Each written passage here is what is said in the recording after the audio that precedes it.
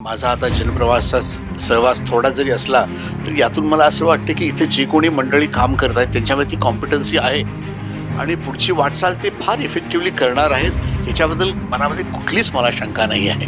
Journalism हा कुठला व्यवसाय किंवा व्यवहार नाही आहे, पण ही एक मोहीम आहे. कशासाठी? या समाजातलं जे सत्य आहे हे बाहेर काढून सर्वांच्यापर्यंत पोचवायचं हे ह्या जर्नलिझमचं काम आहे. जे काही मीडिया ॲक्टिव्हिटी सुरू आहे, ती प्रिंट मीडिया असेल किंवा डिजिटल मीडिया असेल, ही याला एक इन्स्टिट्यूशनल स्वरूप आलेलं आहे. जोपर्यंत कुठलीही संस्था त्या कामगारांना आपल्या संस्थेशी एकरूप करून घेत नाहीत तोपर्यंत ती संस्था टिकून राहणं फार मुश्किल आहे. सामान्य माणसाचा आवाज ठामपणे मांडणारे दैनिक जनप्रवास अल्पावधीतच लोकप्रिय ठरले. याच लोकप्रिय ठरलेल्या दैनिकाचा एक महत्वाचा टप्पा आज पूर्ण झाला की नूतन वर्षाचं कॅलेंडराचं उद्घाटन आहे ते आज करण्यात आलं आहे. हातर्गी मठाचे डॉक्टर आनंद गोसावी महाराज यांच्या हस्ते आज या कॅलेंडरचं उद्घाटन करण्यात आलं. आपल्यासोबत आता तेच आहेत, आपण त्यांच्याशी संवाद साधणार आहोत. सर्वात प्रथम दैनिक जनप्रवास मध्ये आपलं सहर्ष स्वागत आहे. धन्यवाद. धन्यवाद. आज आपल्या हस्ते नूतन वर्षाच्या कॅलेंडरचं उद्घाटन झालं आहे. काय सांगताय? मी जसं मगाशी म्हटलं, आज सोनियाचा दिन, खरोखर आज एक सोनियाचा दिवस आहे की जनप्रवास या दिनपत्रिकेने कॅलेंडर काढलेलं आहे आणि याचा सर्वांना उपयोग हो आणि याची गरज होती असं मी स्पष्टपणे सांगू इच्छितो. आजच्या काळामध्ये सत्य आणि निर्भीडपणे ज्या काही गोष्टी आहेत त्या दैनिक जनप्रवास मध्ये आतापर्यंत मांडण्यात आल्या आहेत. एकंदरीत काय सांगताय जनप्रवासबद्दल? जर्नलिझम हा विषय माझ्या दृष्टीने थोडासा नवीनच आहे, पण जे काय मला थोडंफारसं माहीत आहे जर्नलिझम बद्दल ते मी असं ऐकलं की journalism is neither a profession nor a trade, but it is a crusade for truth असं इंग्लिशमध्ये म्हटलेलं आहे. म्हणजे याचा अर्थ मी सांगू इच्छितो, जर्नलिझम हा कुठला व्यवसाय किंवा व्यवहार नाही आहे, पण ही एक मोहीम आहे. कशासाठी? या समाजातलं जे सत्य आहे हे बाहेर काढून सर्वांच्यापर्यंत पोचवायचं हे ह्या जर्नलिझमचं काम आहे आणि माझ्या दृष्टीनुसार गेली 400 वर्ष ही प्रिंट मीडिया हे काम करत आहे. त्यामुळे खऱ्या अर्थामध्ये आज जगभर लोक जे काय अवेअर निर्माण झालेलं आहे त्यांच्यामध्ये, याच्यामध्ये ह्या प्रिंट मीडियाचं, आता समजा आपण म्हणतो की आता डिजिटल मीडिया आलेली आहे, पण जे काय आज लोकांच्यामध्ये अवेअरनेस आहे याच्यामध्ये ह्या प्रिंट मीडियाचा फार मोठा हात आहे. आणि मी खरोखर सर्व जगातील सर्व व्यक्तींच्या कडून किंवा जे कोणी आहेत त्यांच्यासाठी म्हणून मी ह्या प्रिंट मीडियाचे अनेक धन्यवाद सांगू इच्छितो. जनप्रवासच्या पुढील वाटचालीसाठी काय सांग? कसं आहे, कॉम्पिटिशन हे होत राहणार आहे. येणाऱ्या दिवसामध्ये कॉम्पिटिशन येणार आहे आणि it's a survival of fittest म्हटल्यासारखं आपल्याला इथून पुढे जाणं गरजेचं आहे. पण या प्रवासामध्ये आपल्याला आणखीन अनेक अडचणी येणार आहेत, पण त्या अडचणीला आपण तोंड जाऊन पुढे जाणार आहोत. आणि मला वैयक्तिकपणे असं वाटतं की माझा आता जनप्रवासात सहवास थोडा जरी असला तरी यातून मला असं वाटतं की इथे जे कोणी मंडळी काम करत आहेत त्यांच्यामध्ये ती कॉम्पिटन्सी आहे आणि पुढची वाटचाल ते फार इफेक्टिव्हली करणार आहेत ह्याच्याबद्दल मनामध्ये कुठलीच मला शंका नाही आहे. आता अनेक दैनिक आहेत ते जिल्ह्यामध्ये आहेत, पण जनप्रवासचं काय वेगळं पण तुम्हाला जाणवतं? काय सांगताय त्याबद्दल? हा, ह्याच्यामध्ये महत्वाचा विषय असा आहे की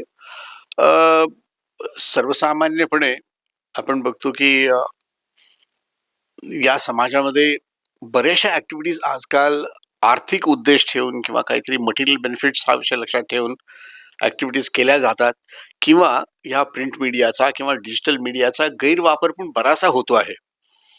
पण मला असं वाटत नाही की जनप्रवास ही जी काही दिनपत्रिका आहे किंवा ज्याला आपण आता न्यूजपेपर असं म्हणतो, वर्तमानपत्र असं म्हणतो, हे अशा कुठल्याच मार्गाने कुठल्याही वाममार्गाने पुढे जायचा प्रयत्न हे करत नाही आहेत. आणि त्यांचे न्यूजपेपर पण आज आपण जर पाहिलं तर ते खरोखर इतकं इफेक्टिव्ह आहे. त्यांचं प्रिंटिंग असेल, त्याचं लेआउट असेल, त्या बातम्या असतील. कारण शास्त्र असं म्हणतं, सत्यम ब्रूयात प्रियम ब्रूयात न ब्रूयात सत्यम अप्रियम असं शास्त्र सांगतं. म्हणजे याचा अर्थ असा आहे, जे सत्य आहे ते बोलावं, जे प्रिय आहे तेही बोलावं, पण जे सत्य अप्रिय आहे ते बोलू नये. कारण त्या सत्य अप्रियानी समाजाची जी बैठक आहे, ज्याला आपण फॅब्रिक ऑफ द सोसायटी म्हणतो, याच्यावरती फार मोठा प्रहार होण्याची शक्यता आहे आणि त्याची काळजी खऱ्या अर्थामध्ये आपले हे जनप्रवास न्यूजपेपर जो आहे हा घेत आहेत असं मला संपूर्ण वाटतं. महाराज, एकंदरीतच मीडियाच्या नियोजनाबद्दल आणि व्यवस्थापनाबद्दल आपण काय सांगाल? आज जे काही मीडिया ऍक्टिव्हिटी सुरू आहे ती प्रिंट मीडिया असेल किंवा डिजिटल मीडिया असेल, ही याला एक इन्स्टिट्यूशनल स्वरूप आलेलं आहे. आणि जेव्हा आपण एक इन्स्टिट्यूट म्हणतो, एक संस्था म्हणतो, तर प्रत्येक संस्थेला आपलंच एक स्ट्रक्चर म्हणून असतं. तर मॅनेजमेंटच्या भाषेत सांगायचं म्हणजे दोन तऱ्हेचे इन्स्टिट्यूशन्स असतात. एकाचं फ्लॅट स्ट्रक्चर असं म्हटलं जातं, एकाचं पिरॅमिड स्ट्रक्चर असतं असं म्हटलं जातं. पण ह्या सगळ्यामध्ये महत्वाचा मुद्दा असा आहे की जी संस्था आहे त्या संस्थेमध्ये महत्वाची व्यक्ती कोण जर असेल तर तिथं काम करणारे कामगार आहेत. त्या वेगळ्या वेगळ्या लेवलमध्ये काम करत असतील, पण जोपर्यंत कुठलीही संस्था त्या कामगारांना आपल्या संस्थेशी एकरूप करून घेत नाही तोपर्यंत ती संस्था टिकून राहणं फार मुश्किल आहे. म्हणून आजकाल जगभर, आजच नाही इतिहासच आहे की एक लेबर टर्नओव्हर नावाचा एक विषय आहे. जगामध्ये हा इंटरनॅशनल प्रॉब्लेम मानला जातो. जगामध्ये अशी कुठलीही संस्था नाही आहे जिथं लेबर टर्नओव्हर नाही आहे. म्हणजे लोकांचं येणं, 4 दिवस काम करणं, निघून जाणं हे फार कॉमनली आपल्याला बघता येतं.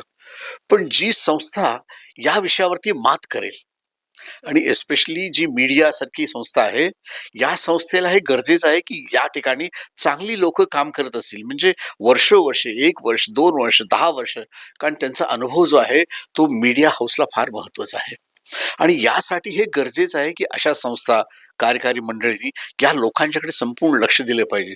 कारण पिंडे पिंडे मथुर भिन्ने असं म्हटलं, प्रत्येक व्यक्तीचा आचार विचार वेगळा असू शकतो, पण जेव्हा एक थोडासा भेद आपल्याला लक्षात येतो त्यावेळी आपण त्याला बसवून घेऊन त्याचं सांत्वन करून त्याचे विचार खरोखर आपल्या संस्थेच्या दृष्टीने योग्य असतील तर ते आपले स्वीकार करून पुढे जाण्याची प्रवृत्ती आपण ठेवली पाहिजे.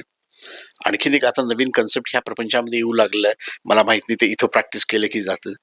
तर एक एक्झिट इंटरव्ह्यू नावाचा एक कन्सेप्ट या विश्वामध्ये आपल्याला पाहायला मिळतो. म्हणजे जेव्हा कोणी एक व्यक्ती आपली संस्था सोडून निघून जातो आहे, आपण त्याला अपॉइंट करताना जे काही इंटरव्ह्यू कंडक्ट करायची तशीच इंटरव्ह्यू तो निघून जाताना त्याला एक्झिट इंटरव्ह्यू म्हणतात. जात असताना त्याचा विचारपोस करायचा की बाबा रे, तू का नोकरी सोडून जातोय, तुझी अडचण काय आहे, तुला इथं काय टोचतं आहे, तुला काय हवं आहे, आमच्याकडून काय चुकलं. याचा अर्थ असा आहे की आपण आपलं पण सिंहावलोकन करतो. संस्था पण आपण विचार केला पाहिजे की आपल्याकडून कुठे चुकतंय का, आम्ही कुठे कमी पडतो काय. आणि हाच खरा प्रगतीचा मार्ग आहे. जो सिंहावलोकन करत नाही त्याची कधी प्रगती होत नाही, आणि जो आपली चूक सुधारत नाही किंवा स्वीकारत नाही तो सुद्धा कधी प्रगती करू शकत नाही. त्यामुळे कुठल्याही मीडिया हाऊस असू देत किंवा कुठलेही कमर्शियल हाऊस असू देत, हा विषय महत्वाचा आहे की त्यांनी तिथं काम करणाऱ्या आपल्या सर्व उद्योगांनी जे कोणी एम्प्लॉईज असतील त्यांच्याकडे संपूर्णपणे लक्ष द्यावं, आणि त्यांची ज्यावेळी प्रगती होईल त्यावेळी संस्थेची 101% प्रगती होईल. म्हणजे तुम्ही आता एकंदरीतच सांगितलं, जसं एका आपल्या कुटुंबामध्ये, घरामध्ये जसं असतं, आपण सगळ्यांना घेऊन जातो, कोणी चुकू दे, कोणी मागे पडू दे, आपण एकत्र घेऊन जातो. एकंदरीत तुम्ही जे काही सांगितलं आता तसंच होतंय. अगदी होत आहे, आणि ते मी इथं पाहिलेलं आहे. खेळीमेळीचं वातावरण मी पाहिलेलं आहे, आणि असं वातावरण जर असेल तरच संस्था प्रगती होऊ शकते. बरोबर. आणि मी इथे सर्वांना एवढीच रिक्वेस्ट करतो, जे काही तुमच्यामध्ये एक अंडरस्टँडिंग डेव्हलप झालेली आहे ही जिवंत ठेवा, ही तुम्हाला फार पुढे घेऊन जाईल. आत्ताच आपल्यासोबत हत्तरगी मठाचे पीठाधीश डॉक्टर आनंद महाराज गोसावी हे होते, आणि आज त्यांच्या हस्ते जे काही कॅलेंडरचं उद्घाटन त्यांच्या हस्ते झालं आहे. खरं तर दैनिक जनप्रवासच्या वाटचालीस त्यांनी शुभेच्छा तर दिल्याच आहेत, मात्र कुठलेही दैनिक असू दे ते व्यवसाय नसून सर्वसामान्य नागरिकांचा ठामपणे आवाज उठवणारं एक अस्त्र आहे, आणि जनप्रवास याला साजेल असं काम करेल असा विश्वासही त्यांनी यावेळी व्यक्त केलाय. कॅमेरामन आकाश कांबळे सोबत मी अमृता पवार, जनप्रवास लाईव्ह, कोल्हापूर.